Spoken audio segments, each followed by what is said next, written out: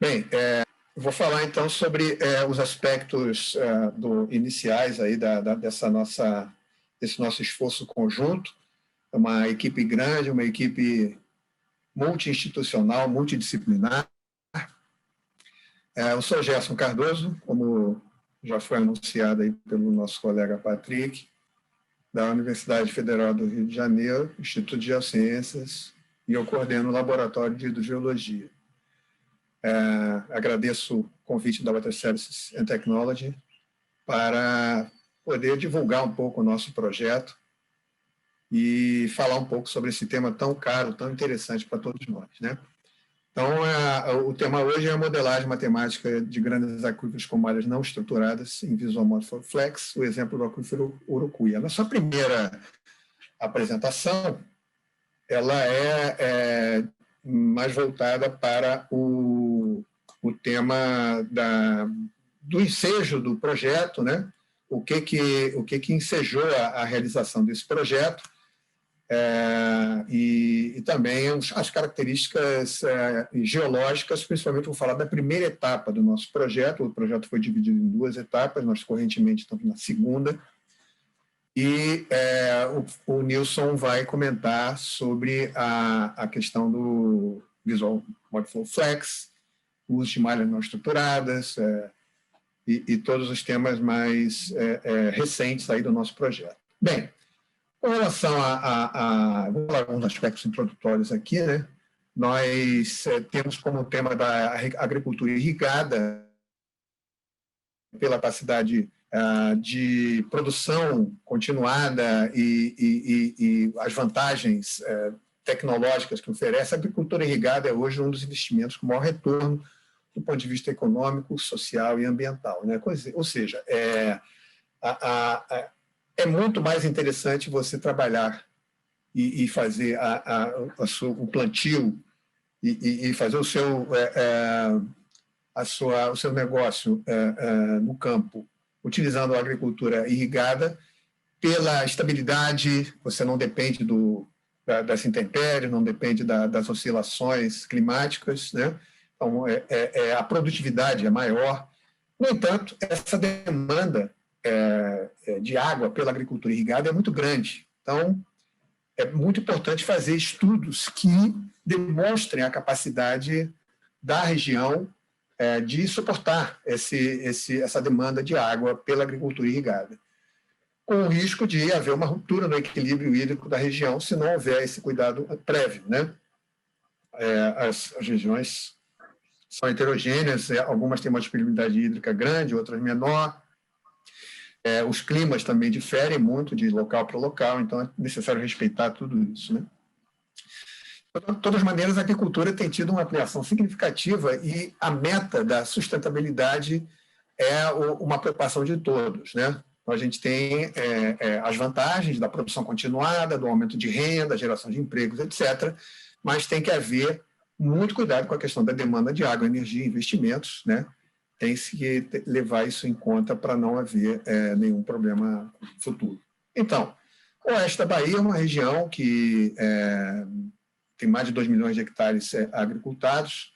A agricultura irrigada, no entanto, atinge apenas 8%, né, da área, no entanto, gerando mais de um terço do valor da produção, né? Ou seja, nota-se aí só nesse dado a grande vantagem da agricultura irrigada, né? Então, estão distribuídos em pivôs, né? Muitos deles utilizando água subterrânea, alguns outros utilizando as águas fluviais. E, então, esse é o panorama que temos hoje na região, né? Culturas diversas, principalmente soja, milho e algodão, também feijão, café, arroz, frutas. Então, essa demanda vem crescendo, então isso ensejou, né, a realização do projeto pela grande limitação que é o acesso à água, né?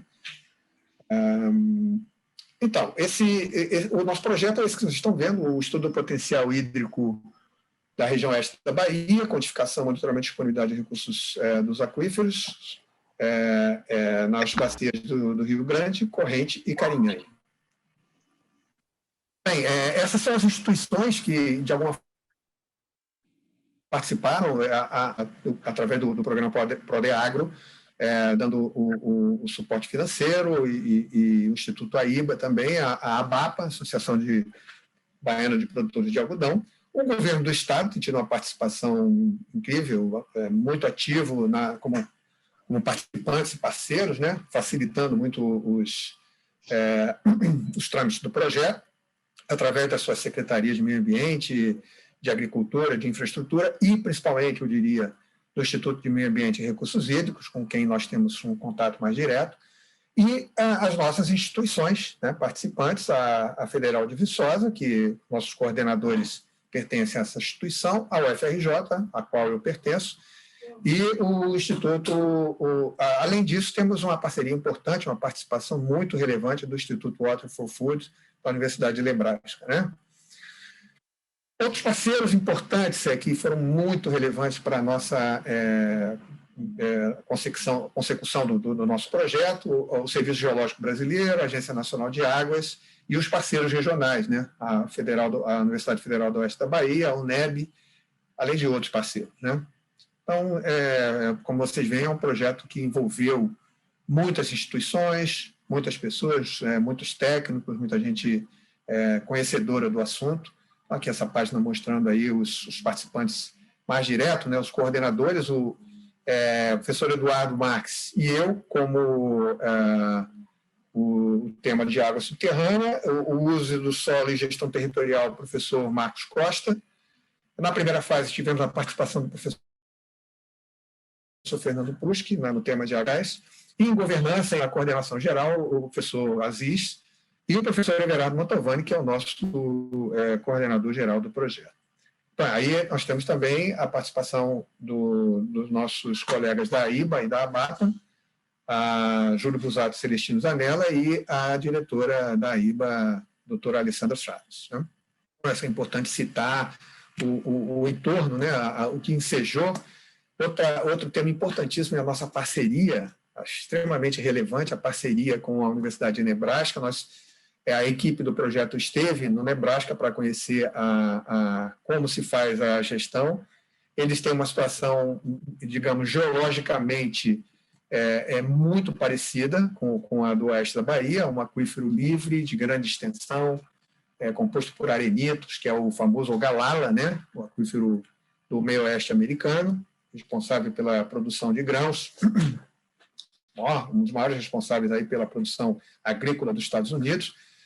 O Nebraska em si representa a maior área irrigada individual dos Estados Unidos, cuja a irrigação é a base da economia, com 90% do uso de água irrigada, então tem muita experiência, né, para transmitir, sendo esse estado o segundo maior produtor de etanol, o terceiro maior de milho e o primeiro em carne bovina. Ou seja, essas analogias, essas similitudes que nos levaram a ir lá no Nebraska, conhecer bem, e hoje a gente tem a parceria efetiva dos colegas da universidade na execução do projeto, né?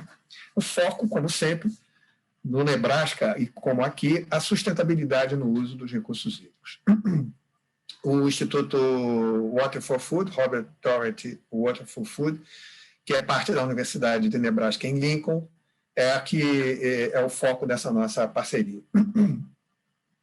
Bem, como eu já disse, o projeto está dividido em 4 segmentos: a parte de disponibilidade hídrica superficial, de modelagem hidrogeológica, uso do solo, mensuração do potencial de fixação de carbono em áreas irrigadas, além de projetos complementares, como o projeto de governança, muito importante, muito caro para toda a equipe, é o projeto de agricultura familiar irrigada, no qual alguns pivôs serão destinados a pequenos agricultores, isso é algo bastante importante para todos nós, e cursos, né? Cursos de aperfeiçoamento, cursos de treinamento de todo o pessoal envolvido.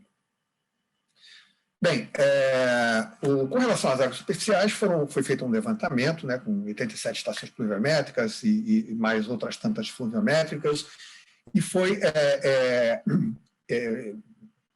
projetado e implantado o projeto Cima de informações hidrológicas no oeste da Bahia, pela equipe do professor Pruski, e hoje isso é uma realidade, é possível acessar pelo computador, pela internet também, as disponibilidades hídricas dos rios da região de estudo, né? Isso foi um ganho bastante importante para facilitar a gestão da área, né? E isso está sendo ainda aperfeiçoado e disponibilizado aí para toda a sociedade. Nas águas subterrâneas, a nossa equipe, que nós vamos falar um pouco mais, que a partir da disponibilização de dados hidrogeológicos primários ou secundários, alguns deles de nossa autoria no campo, né, e outros dados do Serviço Geológico, do Governo da Bahia, da SERV, do CONAR, INPE, etc., da ANA, principalmente, nós podemos montar um banco de dados e, a partir desse banco de dados, elaborar um modelo conceitual que permitiu a elaboração de modelos numéricos utilizando o Visual Mode Flow. Nós utilizamos, na primeira etapa, o Visual Mode Flow Classic, que é a versão mais tradicional do Visual Mode Flow, e na segunda etapa nós verificamos a necessidade de evoluir nesse aspecto, que é o que o Dr. Nilson vai comentar daqui a pouco conosco, né? Bom, além disso, nós temos hoje ainda em elaboração na segunda etapa, em aperfeiçoamento, o sistema Bahia, que é um sistema também disponibilizado pela internet de inteligência territorial e hídrica no oeste da Bahia, que a gente tem um servidor de mapas, de séries temporais, inclusive, tanto de águas subterrâneas, né? Isso a gente é alimentado com os resultados dos modelos, a situação dos níveis de água dos aquíferos, tudo isso disponibilizado numa plataforma web para a sociedade baiana e brasileira, né? Então, são esses aspectos importantes, e uma pena não há tempo para entrar em maiores detalhes, mas é um sistema extremamente interessante para visualização de dados, permite também manipular os dados até certo ponto, né, no sentido de escolher áreas, obter detalhes sobre determinadas situações. Eu conclamo todos aí, na medida do possível, que entrem no sistema, basta entrar com o Bahia na internet, no Google, e vocês chegam lá, né? Então, é um sistema extremamente interessante, aqui mostrando a evolução da agricultura ao longo dos anos no oeste da Bahia, desde a década de 90 até hoje, etc. Bom, enfim, já disse. E, finalmente, a questão econômica, né, do modelo de otimização da agricultura, né, que também faz parte aí dos temas do projeto, otimização de recursos, a evolução ao longo do tempo, a questão toda do plantio e de facilitação do trabalho dos agricultores, né? Bom, o foco do nosso projeto de águas subterrâneas foi, juntamente com a equipe de águas de hidrologia de superfície, avaliar a disponibilidade e uso atual da água, né? Então, a gente tem alguns dados, alguns elementos. Como eu já disse, as bacias foram divididas em quatro subbacias: o Grande Urucuia, né, bacias do Oeste, o Médio Grande, Alto Grande, o Rio Corrente e o Rio Carinhanha, né? E nós, na verdade, fizemos um recorte do Urucuia na equipe de águas subterrâneas. Nosso foco era estudar o aquífero Urucuia, como a gente vai ver daqui a pouco, né? Bom, então, um aspecto extremamente importante foi a evolução da recarga do aquífero, que nós fizemos todo um estudo, né, de avaliação da recarga do aquífero. Obtivemos aí um valor que, na verdade, distribuído aí pelas 4 bacias, extremamente heterogêneo também, deve-se dizer, né? Também avaliamos os problemas que ocorrem já atualmente e que podem ocorrer no futuro próximo. A gente tem áreas já com elevado uso de água e a gente tem um controle através do sistema RIMAS da CPRM, do Serviço Geológico Brasileiro, da evolução dos níveis de água do aquífero, né? Então, algumas áreas já são consideradas pela equipe como que merecem um estudo mais detalhado para fazer uma gestão mais refinada, né? E tudo isso, esse material está disponível no relatório técnico final da nossa primeira etapa, está aqui uma foto da capa, né? E também está disponível. Aspecto também do uso atual, futuro, está sendo levado em conta pela equipe do projeto. Tem.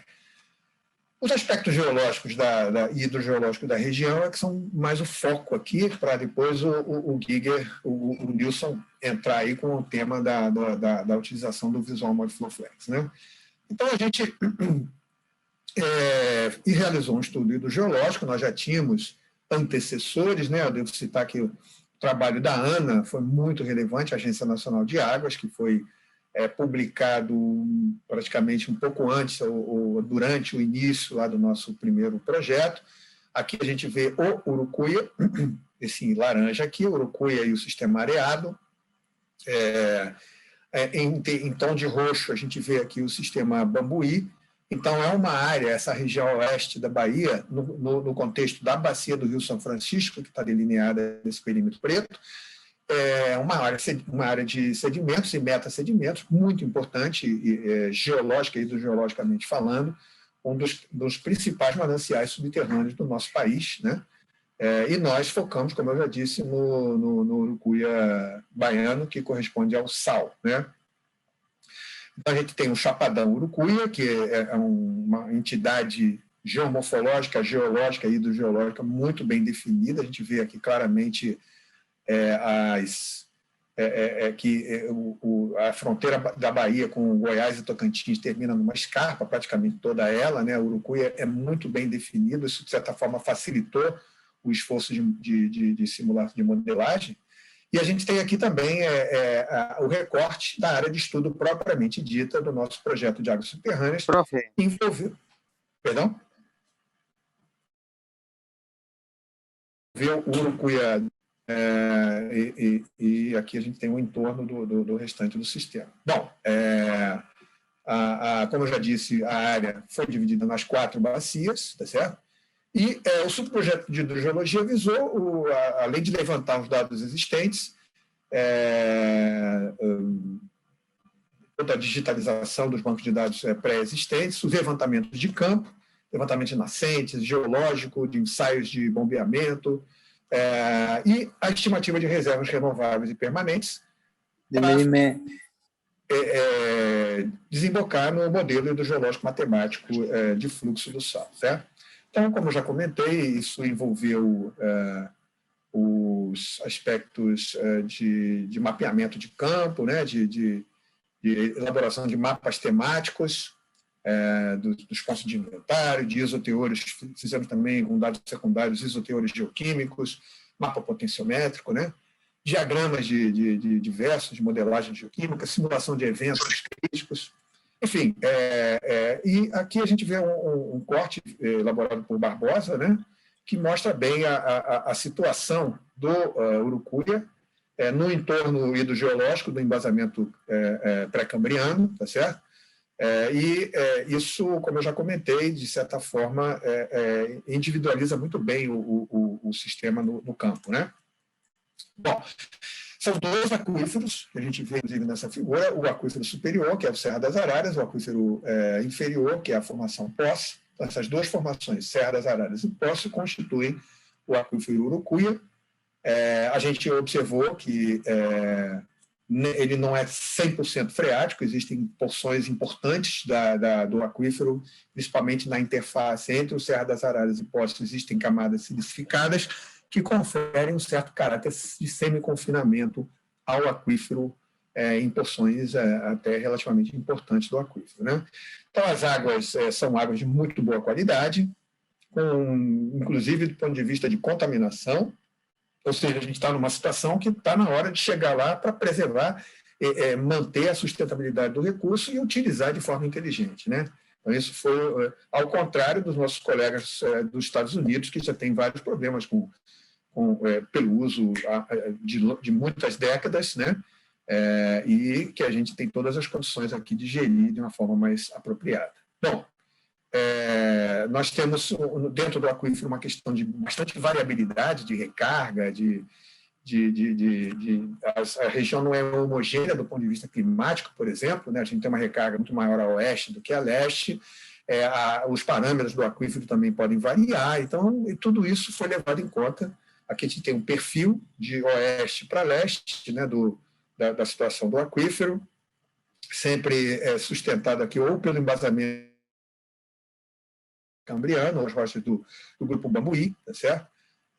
Uma outra visualização aqui do sistema aquífero, com isso nós podemos, alguns detalhes, né, hidrogeológicos importantes. A gente tem próximo à fronteira oeste do aquífero, a gente tem um divisor de águas que não está necessariamente junto ao divisor topográfico, isso é um tema importante. Isso leva a ter uma importância grande, inclusive, no regime hídrico dos cursos sociais, né?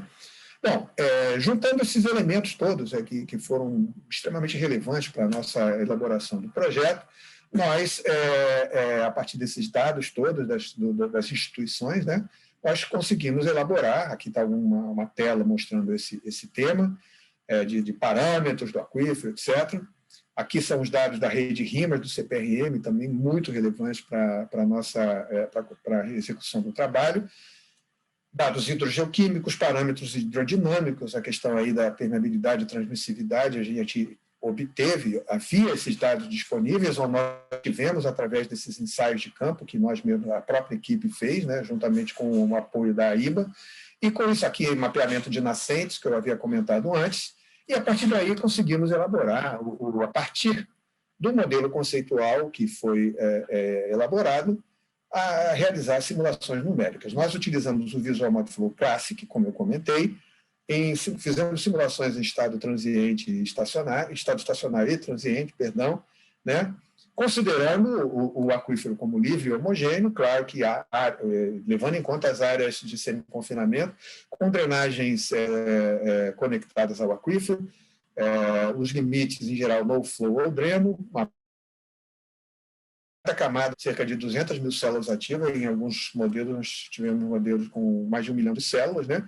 E então, essa passagem do modelo conceitual para o modelo numérico resultou em um modelo geral do sistema aquífero, de todo o Urucuia baiano, e também nos modelos de cada bacia. Aqui a gente tem uma foto do modelo da bacia do Rio Corrente, né?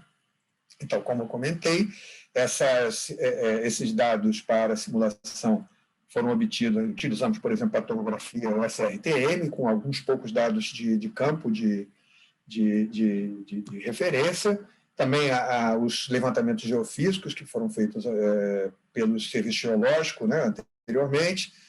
Podemos delimitar a base do aquífero, e aqui seriam as condições de contorno, né, que foram adotadas, os rios, a condição do flow, dreno, etc. Esse aqui é um exemplo que eu dou muito rapidamente, isso aí o Nilson vai comentar, da bacia do Rio Grande, né, a bacia do Alto Grande, que é uma bacia muito bem documentada, relativamente bem documentada, com muitos poços, tem poços de observação, poços de bombeamento, poços do RIMAS, né, aqui as condições de contorno da bacia. Com isso, a gente conseguiu realizar com uma acurácia, digamos assim, né, uma precisão muito boa com relação ao erro, né, ao erro normalizado. As simulações foram bastante satisfatórias. Isso se deveu, é claro, em parte à docilidade do aquífero, digamos assim, né, embora se é que se possa falar isso. Mas também realizamos simulações transientes, aqui são um corte, uma visualização dos resultados de cada camada, o perfil geológico, né? E, com isso, foi possível, aqui, por exemplo, a simulação transiente, né? Em que nós podemos comparar, calibrar os dados do RIMAS com os dados da simulação transiente. Aqui teríamos as simulações, os dados do RIMAS aqui, e com isso foi possível ter uma ideia, realmente atestar, né, validar o modelo através dessa comparação com os dados reais, tá? Então, isso foi uma experiência interessante que a gente conseguiu. Claro, o objetivo além do que eu mostrei, fazer gestão com esses elementos, né? E isso e isso a gente vai... a ideia é entregar à sociedade, à AIBA, né, ao governo da Bahia, à sociedade brasileira em geral, um produto que permita fazer a gestão dos aquíferos, né? Como resultado, eu já comentei o relatório técnico final da primeira parte, várias publicações para a comunidade de agricultores e também para a comunidade científica, né? Nós temos produzido artigos, aqui coloquei apenas alguns exemplos, a equipe de águas subterrâneas, principalmente a equipe do professor Marcos Reio, vários artigos publicados, trabalhos acadêmicos, também teses, etc., sendo realizados, né? Bom, para finalizar aqui a minha parte, eu coloco aqui algumas reflexões, né? Que na nossa primeira etapa nós fizemos simulações que permitiram avaliar adequadamente as características geológicas do sistema na área de interesse. Através da obtenção de dados primários, nós pudemos realizar simulações que foram de grande robustez, que foram úteis para cálculos de cenários atuais e futuros, né, que já de per si permitiriam coadjuvar a gestão, mas a gente notou, né, que alguns aspectos precisavam ser refinados, principalmente com relação à conexão rio-aquífero, as situações de detalhamento do bombeamento, de implantação de poços, que é uma das grandes preocupações, né, da comunidade, a distanciamento entre poços, por exemplo, onde se pode colocar ou não, quais são as áreas que já estão mais ou menos impactadas, e essas dúvidas a gente precisava de uma ferramenta que permitisse fazer esse refinamento com uma resolução melhor, um refinamento maior, e é aí que entra o Visual ModFlow Flex com as suas malhas de Voronoi, que vai ser objeto aí da explicação do nosso colega Nilson Guilherme. Tá? Então é isso, pessoal. Eu agradeço e passo agora a palavra ao colega Nilson. Eu tenho a impressão que as perguntas serão mais para o final. Certo, Nilson? Certo, Gerson. Muito obrigado, então, pela apresentação. Vamos dar continuidade aqui para a gente poder ter um tempinho para perguntas que serão respondidas no final. Então, como o professor Gerson falou, o nosso desafio foi, se nós queremos saber qual é o efeito de colocar um poço, por exemplo, a 500 metros um do outro, em vez de 2 quilômetros, como está sendo feito agora, nós temos que ter células do modelo, pelo menos umas 3 ou 4 células entre cada poço, porque senão a gente não tem a resolução suficiente. Então, a evolução desse modelo foi passar do Visual ModFlow Classic, que só permite um tipo de malha, que é diferenças finitas, para o Visual ModFlow Flex, que permite mais malhas, como vamos ver. Então, a primeira coisa, eu vou falar sobre o Flex, depois como foi a abordagem de simular a urucuia. Primeiro, o Visual ModFlow Flex, ele resolve tanto a equação de fluxo, quanto a equação de transporte de contaminantes. Para o cálculo dessas equações, existem soluções analíticas e numéricas. Dentre as soluções numéricas, os métodos mais utilizados é diferenças finitas, como a gente vê aqui. Se eu quero refinar um campo de poços, necessariamente eu tenho que refinar toda a extensão do modelo, causando um número excessivo de células, se eu quiser refinar ao longo de rios e poços. Existem elementos finitos, que aí eu consigo, através dessa triangulação, refinar localmente, e volumes finitos, que também eu consigo refinar. Esse aqui é o tal do polígono de Voronoi. Cada centroide do polígono forma um triângulo. Então é como se fosse um elemento finito, só que metade de cada triângulo forma esse polígono aqui. Os modelos mais comuns para simular águas subterrâneas são baseados principalmente na família de ModFlow. Nessa família de ModFlow tem vários, é um modelo de domínio público, escrito em Fortran, e várias empresas desenvolveram interfaces gráficas para utilizar o modelo ModFlow. Esses aqui são os mais conhecidos, entre eles o Visual ModFlow, e em elementos finitos, principalmente o FIFlow, que é praticamente sozinho nessa seara de elementos finitos. O Visual Mod Flow foi desenvolvido originalmente em 1992 pela Waterloo Radiologic, que ficou vários anos com o chamado Visual Mod Flow Classic, e faz uns 3 anos lançaram o Visual Mod Flow Flex. Qual a diferença entre os dois? Tanto no Classic, quanto o FreeFlow, quanto os outros pré-processadores de ModFlow, trabalham da seguinte maneira: você junta os seus dados em shapefiles, Excel, o que for, e aí começa, essa é a grande diferença, todos os modelos começam fazendo a malha. Você faz a malha, em cima da malha você vai jogar as condições, as propriedades, as condições de contorno, vai fazer o refinamento e aí vai fazer a simulação. Muito bem, compara a simulação.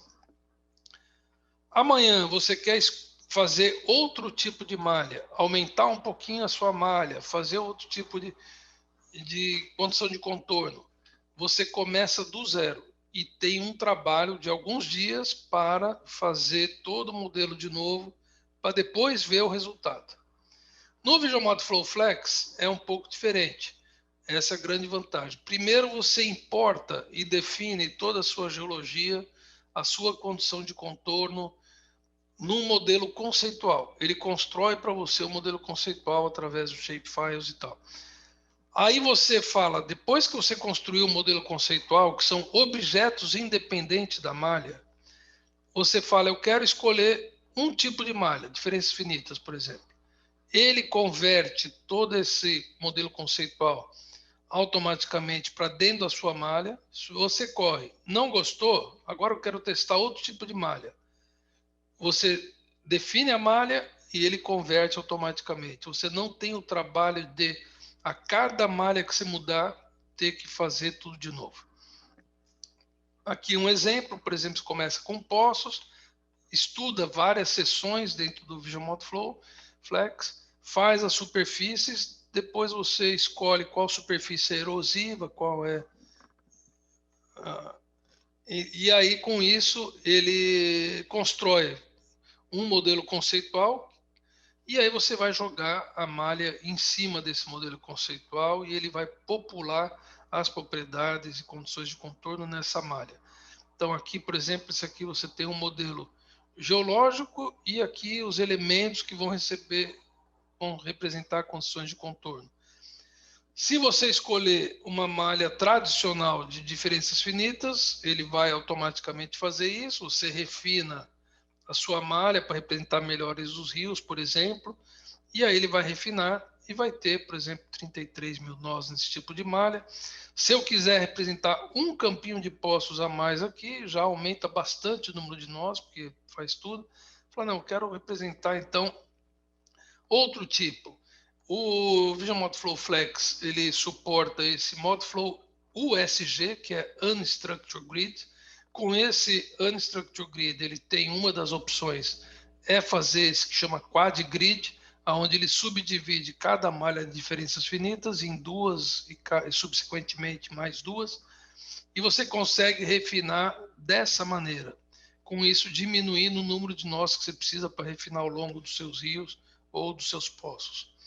Outro tipo interessante é esse aqui, que chama polígonos de Voronoi, onde você vai refinando ao redor dos seus poços com polígonos cada vez menores. Com isso, também diminuindo bastante o número de nós para a mesma resolução, de 50 mil para 15 mil nesse caso. Vamos partir para o modelo Urucuia. O modelo Urucuia tinha um grande desafio. Um modelo de 650 km por 150, 200 km, aqui na parte mais alta, é um modelo praticamente o tamanho de Portugal. Como fazer uma modelagem que você consiga ter uma representatividade, número de células suficiente para representar o espaçamento que você deseja avaliar dos poços. Logicamente, se eu falo, você tem um computador com 200 GB de memória, você poderia usar até diferenças finitas clássicas. Mas nós limitamos assim, 16 GB seria a nossa meta, 32 seria o nosso limite. Por quê? Nós queremos repassar esse modelo para o público, para os órgãos de controle, para a IBA, e não queremos, então, forçar a usar um supercomputador para rodar isso. Então, como fazer uma célula razoável numa área tão grande? Bom, nós tentamos diferenças finitas, por todo o problema a gente já viu que ao refinar eu não conseguiria ter malhas igual foi no modelo que o professor Gelson mostrou de Classic. Eu tenho que ter malhas aí de 2 km de espaçamento, e aí eu não posso avaliar qual seria a influência se eu quiser um poço a 500 metros um do outro. Tentamos essa abordagem do Q-Grid, mas é um método numérico problemático ainda, e logo nas primeiras tentativas desistimos, e aí partimos para a malha de Voronoi. Tivemos bastante sucesso. Então fizemos um modelo regional, onde chegamos dentro de 16 gigabytes as células a 1.400 metros, o tamanho médio de uma célula normal, e aonde eu quero refinar perto dos poços ou dos rios, células até 500 metros. Então, para o modelo regional, ele representa bem. Esse aqui é a representação do aquífero, por exemplo, da Serra das Araras. Esse aqui, Serra da Posse. Pegamos os dados que o professor Gelson acabou de mostrar, ensaios de bombeamento e tal, subdividimos em 6 camadas, 2 camadas geológicas mais 3 camadas numéricas para cada camada geológica, para representar bem o fluxo vertical. Colocamos condições de contorno de drenos aonde tinha rio, também nas escarpas, na parte da Serra das Araras, na parte do aquífero que estava acima da topografia, nós também colocamos drenos para representar então que está aberto à atmosfera. Colocamos os poços, em volta de cada poço representamos aí com um espaçamento menor, como dá para ver. A recarga veio através da análise do modelo hidrológico que o professor Gelson mostrou. Então, colocamos uma recarga distribuída, com uma recarga maior aqui na Serra Oeste, na parte oeste, do que na parte leste. No aquífero inferior, aonde ele não estava aflorando, algumas áreas nós abrimos para ter uma continuidade do aquífero, porque se eu não ponho nada aqui, é como se a água chega aqui, encontra um paredão e tem que subir. E não ocorre porque ela continua para o oeste, a parte inferior. Então usamos esse tipo de condição de contorno General Head Boundary, que é um fluxo determinado pela carga, pode até inverter, se tiver um campo de poço muito próximo, a carga, em vez de vir para cá, ela poderia inverter. Fizemos, então, algumas calibrações, esse aqui é um exemplo de uma delas, do modelo regional. E aí, mesmo assim, o modelo regional não era suficiente, porque o espaçamento dos poços de 500 metros está bom, mas eu gostaria de ter mais. Então, nós subdividimos em 3 bacias, poderia ser mais, mas subdividimos em 3 modelos locais. Bacia do Rio Corrente, foi o professor Gelson mostrou como último exemplo do Classic. E aí, com isso, a gente consegue ter células aí de 200 metros, já melhora bastante. Mesmo assim, são modelos locais, mas mesmo assim são bastante grandes. 150 km por até 100, 200 km, depende do modelo e da área aqui. Esse aqui, por exemplo, é 200 por 100. Então, são modelos grandes, mas chegamos a 200 metros de refinamento, perto do campo de poços, que já dá um espaçamento bom se eu quiser avaliar o efeito de ter poços a cada 1.000 metros, por exemplo, já poderia utilizar uma célula desse tamanho, utilizando 16 gigabytes, que foi o nosso critério. Então, para cada uma dessas subbacias, tivemos esse refinamento, e aí o desafio é como relacionar o modelo local com o regional. Não adianta eu ter 4 modelos independentes, porque amanhã, se eu colocar um poço ou mudar alguma situação, vamos dizer, entre 2 modelos locais. Logicamente, se eu tiver um modelo estático local, ele não vai conhecer o efeito de que na parte norte aconteceu que está sendo rebaixado automaticamente. Então, eu sempre preciso fazer uma avaliação das cargas no modelo regional E aí, através do modelo regional, fazer análise do modelo local. Então, como que a gente fez isso? Os modelos locais, eles foram colocados como condição de contorno de carga conhecida. Carga conhecida que veio do modelo regional.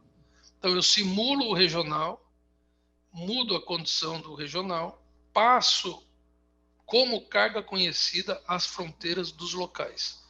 E aí eu faço mesmo. Então, se eu quero colocar um poço aqui, eu coloco o poço no regional, vejo a mudança, se tiver alguma, das cargas no modelo regional, e aí eu vou fazer a simulação local, já utilizando as cargas vindo do regional. Nas condições do fronteira leste-oeste, eu utilizo a mesma condição de contorno regional. Mas as cargas internas eu tenho que fazer esses 2 passos. Então, como que a gente faz isso? Pegamos no ArcGIS e criamos em cada uma das 6 camadas numéricas, exportamos a carga hidráulica para o centroide de cada poço. Fazemos 6 superfícies, ou quantas camadas tiver. Nesse caso, tinha 6 superfícies, e criamos um arquivo GRD de interpolação para cada uma dessas camadas. No Visual Mod Flow Flex, nós exportamos o centroide de cada célula do modelo, de cada um dos modelos locais. Esse trabalho eu só preciso fazer uma vez, porque os modelos locais não mudam o tamanho da célula. Se eu refinar, se eu falar agora eu quero refinar esse campo de poços, aí eu tenho que fazer esse trabalho de novo. Tenho que exportar no Visual Mod Flow Flex um shapefile com a localização de cada shapefile.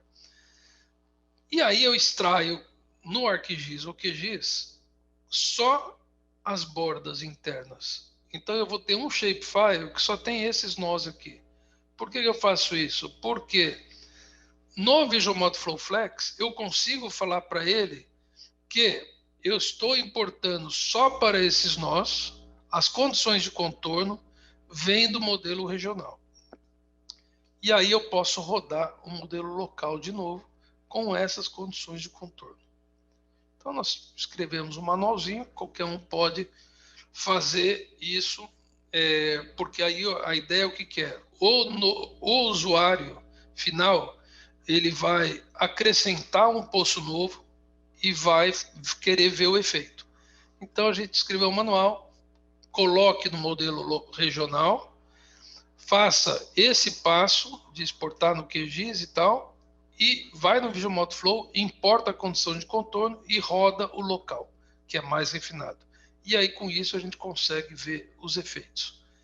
Então, por exemplo, eu poderia adicionar um novo posto de bombeamento, a partir disso faço no local e depois eu rodo cada um dos regionais, faço no regional e rodo cada um dos locais para ver o efeito. E aí você vai fazer a calibração, cada um dos regionais vai estar calibrado, vai ter a calibração do regional e cada um dos locais também pode ser a calibração, pior ou melhor, se tiver só um poço perdido ali, isso aqui ficou com a calibração não tão boa, mas é um poço só. Mas você vai querer manter tanto o local quanto o regional, os locais quanto o regional simulado. Então, em resumo, o importante nós criamos essa rotina de poder, a partir de um regional, exportar as condições de contorno e aí rodar os locais. Com isso, você consegue, mesmo numa área tão grande, representar células tão pequenas quanto a gente queira.